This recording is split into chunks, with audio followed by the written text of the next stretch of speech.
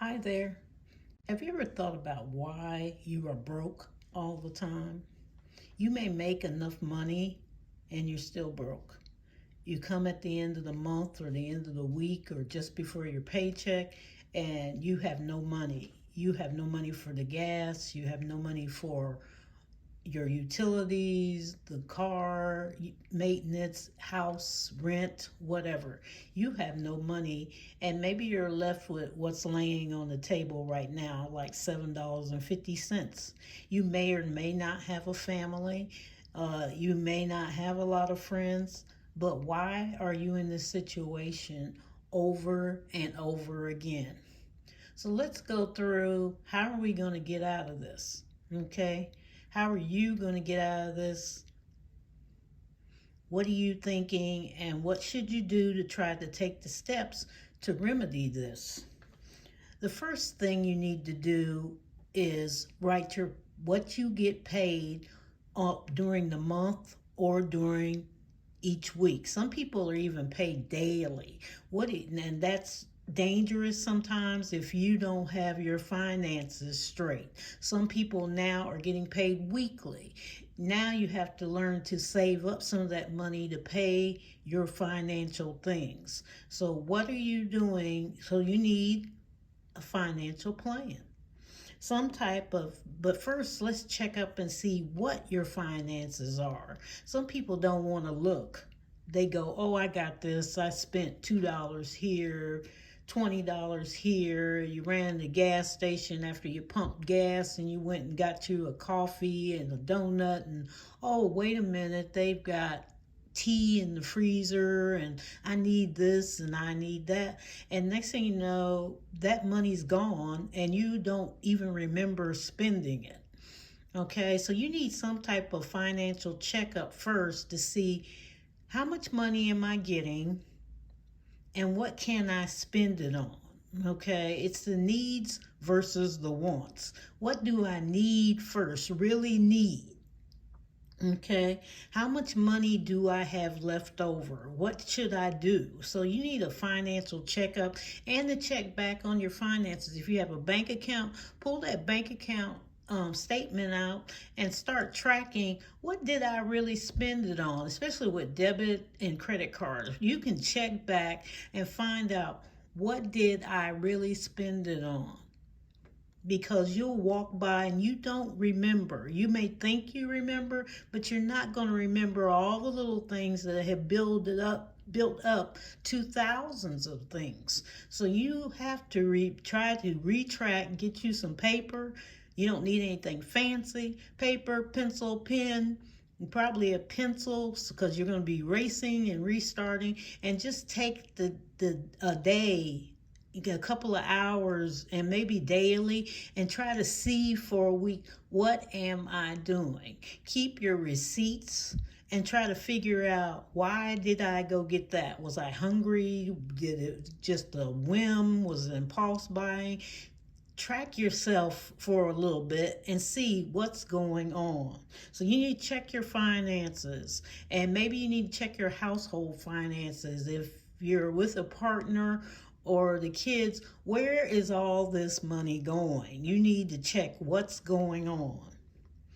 Okay, number two, you don't have a budget.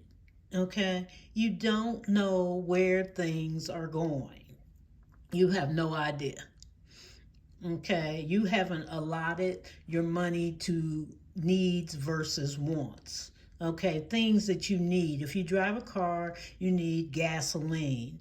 If you take transportation, public transportation, or Lyft, Uber, a bus, okay, you need to have that money set aside. Have you haven't figured out where it's supposed to go. Okay, so you don't budget it into your life. You just throw it out there and it's gone. How much do you really need every day to keep going? How much gasoline does your car take every week? You know, gasoline went up for a while, and I know that my gas went up. I could get away at the beginning with $25. I can't get away with that now. So I have to go up. according to where I'm going that week or whatever. And the first thing you should be able to do with gasoline, you need to fill your cars up immediately. The minute you get paid, fill the car up and then start adding up, lots of money for gasoline. You need that car to get to work. You need that car to come back home or whatever you need to do. Okay, the next one is you don't invest. You have no investing. You have no savings. Okay, I know investments can be risky, but some of them can be not risky. You can go to your bank and invest in a CD.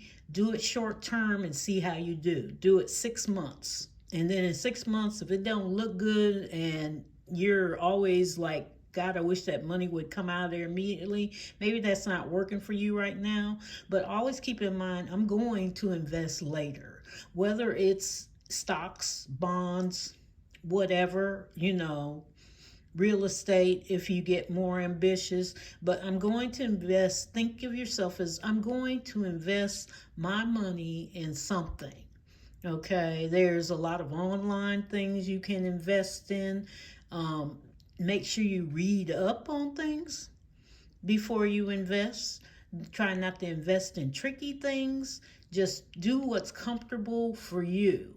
Okay, there's a lot of stocks that you can invest in that are low stocks, or they have these stocks that are broken up into pieces with different companies. You can put $5 in there, whatever. Just start something. And they can take it from your paycheck and $5 every time you get paid, or $3. And some of them will even try to get you going and will match it if you just put some little money in there. So read up on it, take your time and look. But when you feel better, start investing in something. Okay, it's not immediate. The next one, you don't have an emergency fund. If something hits you like life, you have nowhere to go. Right now, you have what's on this table. You got $7.50.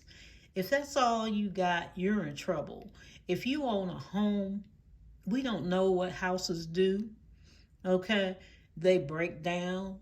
They've got plumbing, they got electricity, they've got blah, blah, blah. It's a lot going on. The foundation can crack. We don't know what's going to happen with the house. It's part of the life is going to hit you now. It doesn't care about your finances or anything else. It's going to hit you. Okay, and you need money to take care of it. The hot water heater can go out. That's a major expense for somebody that has very little money and they're living on paycheck to paycheck. And it's not against the house not owning a home. You hear people say, well, if you rent it, blah, blah, blah. But, renting's good. I've rented and I've now own a home. And it doesn't make any difference. It's more to me like I wanted something that's mine. And you can also do the argument of you're renting your house from the mortgage company until you get it paid. It's not really yours. Another option to owning a house, I always wonder when you're applying for something, they ask, do you own your home or do you rent? I always got more approvals for things when I said own, because they think there's a discrimination there a little bit, that you own your home and you're not going to leave and disappear. They may not say it out loud, but you own your home. You got into a house. You're not going to disappear. If you rent, it's kind of like you can kind of vanish on us for a minute. It's going to take a while to find you or whatever. You don't own your place. You don't know. And there's that little discrimination in there because they always ask, if it wasn't important, why do you keep asking on applications for things? So people think they're asking for little bitty things things need to change. That's part of it, but there's a little bit of discrimination there about it. And also, like I said, you need an emergency fund. Let's get back to that because life does hit you. You got a medical emergency, those hospital bills, whether you got insurance or not. Okay, if you don't have any health insurance, you need to get it because I went in the hospital for 6 days. If I did not have health insurance, I would have been paying back close to $67,000 on my own. My hospital bill, thank God, was $5,000 and some change. Okay, not happy with the hospital bill, but think of the massive if they had told me I had to pay that larger amount of a bill. So, health insurance is good to have. It's excellent to have because it breaks it down. Yes, you grumble about the monthly payments, but when you start thinking of the bigger picture of I could be paying more than what I'm doing. So having some type of health insurance and making sure it's the right health insurance. Do not let people, we've got places to go for health insurance. Read the health insurance to make sure it's right for you and what are they exactly covering. Okay.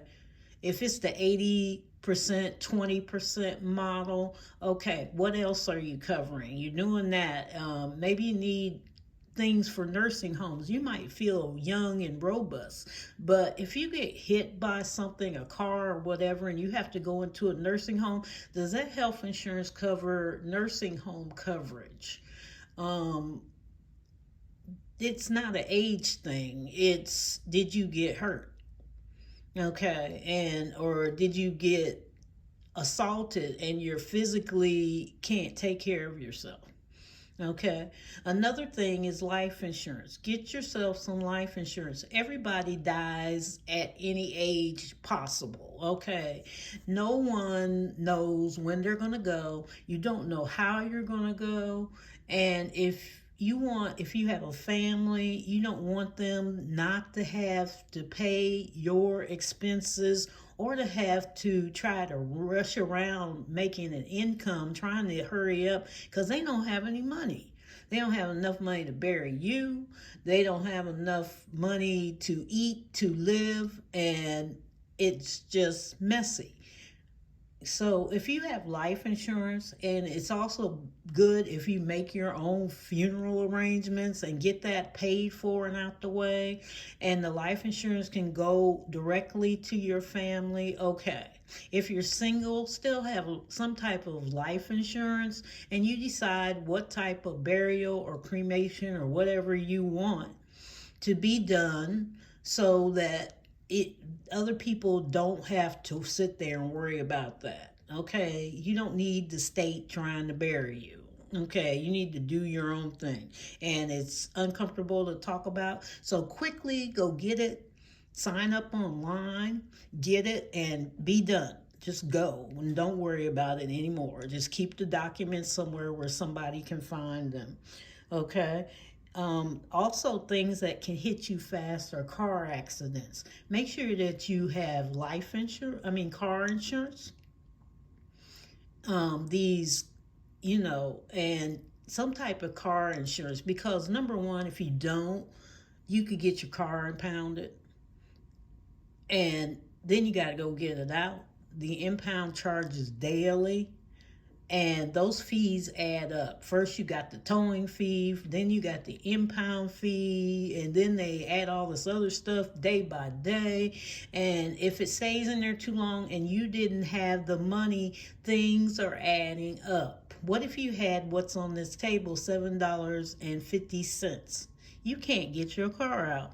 And the accident may not be you. It may be somebody that's running the red light, turned in front of you, backed into your car. It may be totaled. If your car is totaled, you don't have an emergency fund to try to go get another one. You're in debt. That's why you're broke. You're broke.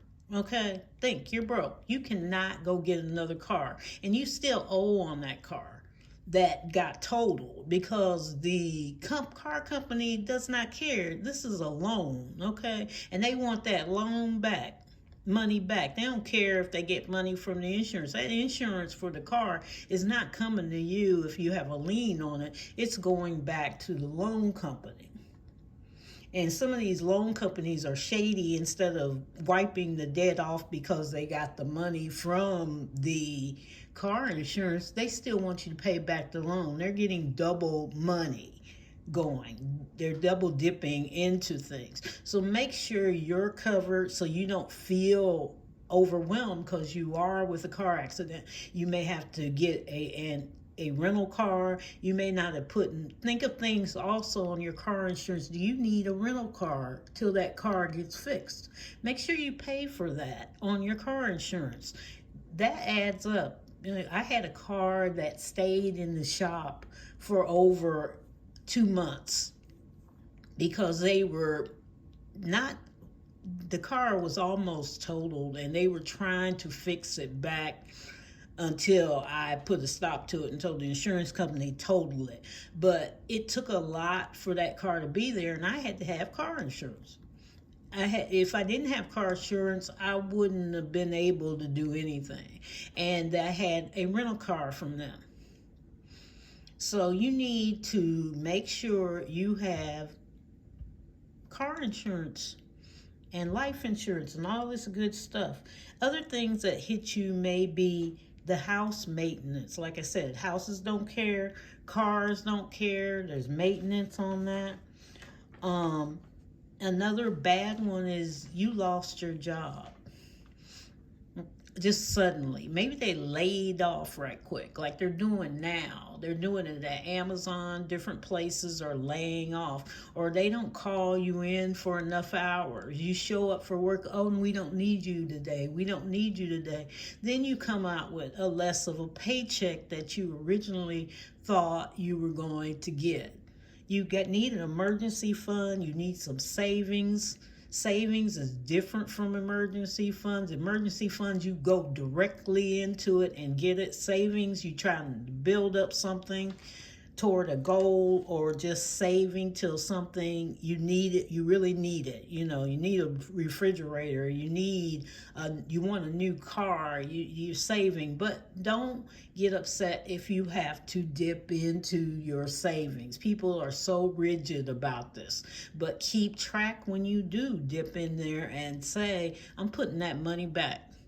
And I'm putting money back into my emergency fund. You should have at least 3 to 6 months of emergency fund, or even more, so that if you're out of a job or you get ill, that money can cover all your bills and all your lifestyle while you are out of commission. Okay, till you find that job, till you get out the hospital. You should have 3 to 6 months as the smallest to the largest, as much as you can get in there. Another reason you may be broke is because you like nice things. Everybody likes nice things. And you have to have the latest thing. You got to have those tennis shoes. You got to have that latest car. You got to have that washing machine, that there's one that washes and it dries at the same time, But all those things cost money. You got to have the lawnmower, the big lawnmower, even though your yard is not big enough to have that lawnmower. You just like driving it. Okay? It's the latest thing. That's what you got to have. You got to have those clothes. You got to have the jewelry. You got to look good. Okay. It's nice to look good, but when you don't have any money, that's not your priority. We can't get the brand things. And people even stumble in the grocery store. I got to have the brand name things. This washing powder is the best. It's the brand name. I don't want the generic. I don't want the brand that the store carries. I don't want Kroger brand. I don't want Meyer brand. I'm not going to Aldi's. I don't want to go to these under stores. I'm staying at Whole Foods, Trader Joe's. Those stores are nice. I love them. but right now, maybe you can't afford it. You can't be there. The prices may be too high. Maybe you need to go down to another level, and some of the brands are better than the other brands. My mother taught me this. She was buying this brand. She said, this actually cleans better than that one right there, the one that's higher priced. And I was shocked. I took one of them home. She had hers. She'd been doing it. And cleaned a lot better, and it was cheaper. It was like $10 cheaper than detergent than the main brand that was going on.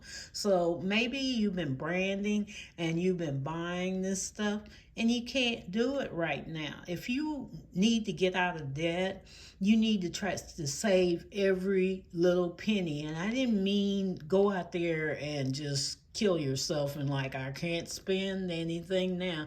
I don't have enough money. Pity party is not working here. Okay? It's not that. You got yourself in debt. You gotta focus on you and tell yourself you're in debt because you let this, and this happen to you. Okay, you wanted this or you spent this, and you've got to get yourself together and say, I don't need that. Okay, yes, you need clothing. Yes, you need shoes. But can you get by till you pay off this debt? And then you can budget for the things you really want. What good is it carrying 10,000, 5,000, whatever debt, and you're living from paycheck to paycheck, groaning every time a bill comes, you're behind on the bill? What life is that? You're not enjoying your life. You're showing off. You're trying not to let your friends know, your family know that you messed up. You really messed up. And that's part of it. You got to get your brain in gear to tell yourself and forgive yourself and say, I messed up. I need to start over somewhere, and cool it for a minute. Maybe it's just as simple as lunch every day. Maybe you need to pack your lunch and make some good lunches out of it. Make them wonderful. I remember I would pack lunches and people would go, where did you get that from? And I said, home. Maybe you need to pack a gorgeous lunch and stop going out at lunch all the time, or make that a treat for you once a week or something. Like, build it into a budget. Say, look, once a week I'm going out to lunch during work, and this is all I'm gonna spend. Okay? And not a huge amount like you're having a dinner party. You're going out to pay for your lunch with your work people, or maybe you're going with your friend out and say, we're going out once a week. Maybe you can't handle once a week. Maybe you'll go once every 2 weeks. Maybe you'll go once a month. I hardly go out and and eat a lot. I used to go out all the time and be with my friends, and every Friday, Saturday, Sunday we were out. And then you wonder, where did the money go? Oh yeah, you spent it out running around and it was gone, and you can't get it back. And this was way before the pandemic. It was just like gone, gone, gone, gone. And you're going to have to set your priorities of when you are going out, how much you're going to spend for you walk out that door, and have some emergency backup in case you do overspend a little bit. But then if you overspend, put it back. Put that amount that you spent back, okay?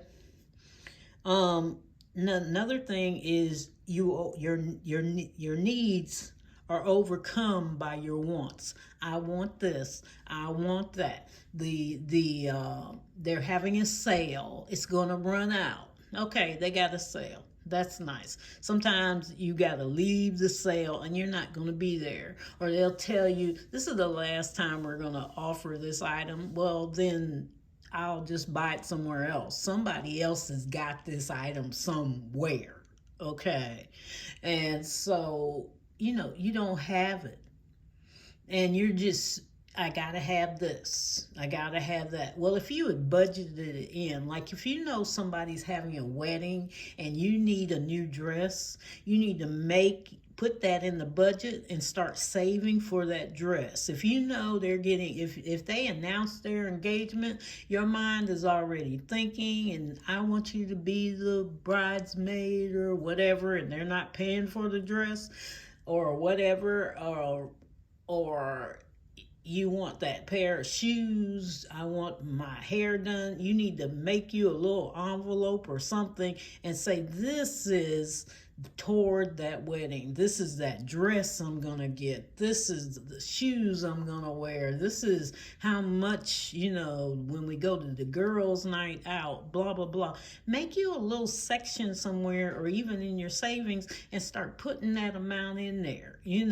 I'm gonna do this, I'm gonna do that. And then when you go, you're comfortable buying that dress or shoes or getting your hair done and nails and not sitting there stressing about, oh God, I just took the part of the rent money and bought this dress. Oh no, I just took part of the gas money. I'm not going to have enough gas this month to get to work. Start planning. Okay, nobody's upset with you. This is your plan. You got to get your mind right that you're going to not get into these pitfalls of not having enough money. And another thing is you spend more than you earn, which is the problem of all of this. Okay, you look at things and you go, oh, I'll put that back in the next check I get it in. And that's why people are living from paycheck to paycheck now. They keep telling, in the back of their mind, there's this little voice that we'll catch up, we'll get it, blah, blah, blah. And what happens is a lot of people start borrowing money. You borrow off your friends. You borrow off those high payday loans, which the interest sometimes is over 400%. Who wants to pay over 400% for interest? It's just, that's a lot of money. Okay, and if you don't pay it back, and then some people, you get lots of loans, you're paying the payday loan off, you can't pay your expenses because you're paying the payday loan off, and some of them want their money, you enter an agreement to pay them at the end of the month. Okay, maybe you borrowed $500 and you go, oh yeah, I'll pay that back when the next check comes. The problem is you got other debts and expenses that you have to pay. So you're paying the payday loan off, which they usually take it out of your checking account. So it's already gone. They're sitting there waiting on when your payday is. It's out before you woke up, okay? And the minute it turned 12 and a half seconds, they already got that by the time you got to moving good. Okay, you can't stop it usually. And if you were going to stop it, they're still going to be sending you messages about, hello, blah, blah, blah. And also if you got a bank account, your bank account, some of them take hits. Of course, no, it didn't get paid. Oh, it didn't get paid. So they charge you. What if you didn't have enough money? Maybe it's $36 for the first hit.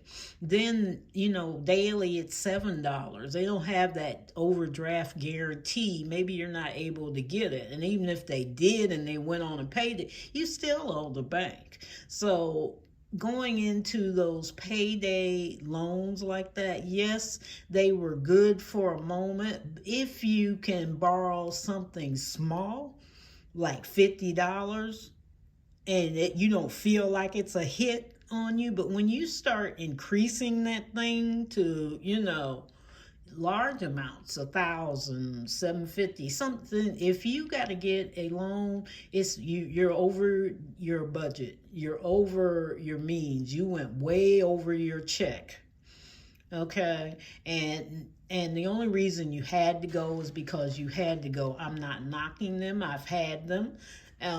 Payday loans, they're fine in their own thing, but if you can't figure out how you're gonna pay it back and not take a hit to your budget, they help if you need it in emergency and you don't have an emergency fund. And that's why I said get an emergency fund. That's your payday loan. You don't need anybody else at all. That's why a lot of states were stopping payday loans, because they were putting people into massive debt. Me and my deceased husband, we had gotten into a payday cycle and a circle. We were round and round and round. You know, we would go, oh, we got to pay the payday loan. We got the first one. Then we went and got the payday loan for expenses plus to pay the first payday loan. Then something happened with the car. We had to go. We were running. By the time we got done, we had like 7 payday loans, and they were just paying off each other, you know. And finally it wasn't a debt avalanche or a snowball. We would do something entirely different, which got us out of debt. Credit took a hit, but we were so relieved when it was over. What we would basically do would be, okay, we'd look at a bill that we were just totally tired of, and we just stopped paying everybody else, and we would just hit that bill and pay it. You know, if it was a car loan, if we owed $10,000 for the car loan, we pooled our money together and we hit that car loan, and we wouldn't pay anybody else. We would just eat, put gas in the car, pay the house payment, and just keep rolling, you know, and we paid it off. Yes, it pays off quickly if you're not worried about your credit score, which we weren't, you know, but if you're worried about your credit score, it's going to take a hit because nobody's getting paid. Because then after the car loan, you know, we went after the credit cards. We boom, boom, boom, you know, or whoever yelled the loudest, we hit them right quick, and then we go on about our business and head toward the next one. We were out of debt in like 4 months, but your credit takes a hit. But if you don't mind that, you sit back and you build your credit back up, which was what we did. So just be careful with what you're doing, and also recheck your finances. If you got to check them every day, check them every day. If you got to check them, you can do once a month, check them once a month. I check mine about 3 or 4 times a week. I'm checking the bank account. I check my bank account every day. 2 or 3 times a day. I just log in now and I check what's going on in there. Did somebody come through that I don't know anything about? If you got subscriptions, a lot of subscriptions come through, keep track of your subscriptions, okay? You don't need a company to keep track of your subscription. Write them all down and go and assess those subscriptions. Do I need those subscriptions? Can I do without them till I pay down this debt? You know, because they can add up, you know, a lot, even if it's $4. After a while, if you've got 10 $4 subscriptions, that's $40, okay? Plus, most of these subscriptions, some of them are yearly, and which is good. If you can save for the yearly ones, you actually save more money, because you get more of a discount because you paid it yearly. So save up if you're going to do your subscriptions yearly. And then you also know they're all coming through that month, and try to get them all around a time when you're going to get paid and you're not feeling stressed, and let them come all out at that one time a month, because there's also some bills, they like to come all through the month, okay? And these other bills, and try to get everything on a payday that you're comfortable with and put them on there. Some of them will tell you, oh no, we can't change it. Okay, change it yourself. Cancel, and then go back and try to get it on a certain time of month where you feel comfortable. Like I canceled my subscriptions that did not want to work with me and throw them. I like mine on the first of the month, and the ones that didn't, I canceled them. And so I will redo them on the first of the month, instead of them coming out all kinds of ways like the crazy, like the 15th, and this one's on the 25th, and this one's on the 17th. I've got a car insurance I won't say the company, but a car insurance company, I keep saying, will you please take this out on the 1st because I get paid monthly, and they refuse to do it. They just keep doing it on the 25th. We're both stubborn about this, so I won't pay him till the 1st. And I'm thinking about now they're getting ready to leave lose a customer, which is me and the rest of my family. So you're losing 3 customers because I'm going to find somebody that's going to do this on the 1st. It's not hurting you to move this on the 1st. And stop watching your letters coming through, your pink letters, mailing me all of a sudden, even though I'm on paperless billing about the car insurance is late. Like, I don't know this, but I do know this. Okay. Also, watch your impulse buying. I was bad at this. My family's bad at this. You see something, isn't that cute? Especially around Christmas. It's coming up, holidays, and I gotta have that. You do that in the grocery store too. Oh, that candy bar. Oh, they got chocolate creamer over there. Oh, they got gingerbread cookies that they made at the deli. If you don't need that right now, it's not Christmas. We're going into Thanksgiving. Why are you buying gingerbread cookies? That's what I was thinking to myself at the time. I'm like, leave the gingerbread cookies. I just slowly put the box back down. You have to impulse buying. You see something, yes, it's nice, it's not in your budget. Or did you put something in your budget that said, if I see something, this is my impulse buying budget part. Maybe it's $40, $50. Maybe you actually have enough to save for $100. Start, make a budget for that. If you know you got things that you do personally that you don't want nobody to know about, you can put anything in a budget. Okay, budgets are not written in stone. Don't let these experts supposedly tell you what you can't put in your budget. They don't live with you. They don't know what you do. So if you know that physically I impulse buy, I need to make a budget for that impulse buying. I need to make a budget for that purses. Like me, I love purses. Make a budget for the purse. Make a budget for the jewelry.